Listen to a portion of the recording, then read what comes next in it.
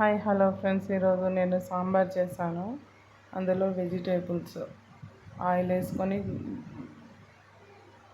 జీలకర్ర,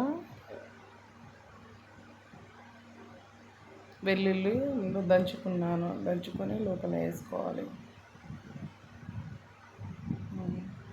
పచ్చిమిర్చి, ఆనియన్ వేసుకొని కదా అందులో వేసుకోవాలి. వేసుకున్నాక సొరకాయ ఇంకా మునక్కాయ ముక్కలు వేసుకోవాలి.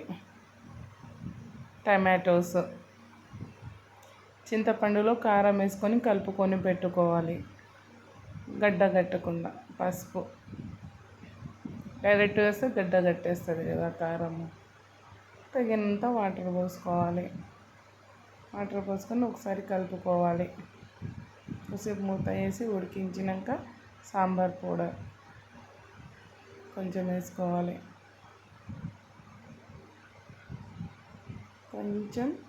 ఇంకొంచెం ధనియాల పౌడరు వేసుకోవాలి. పప్పు మన ఇంట్లో మన చేనులో పండించింది.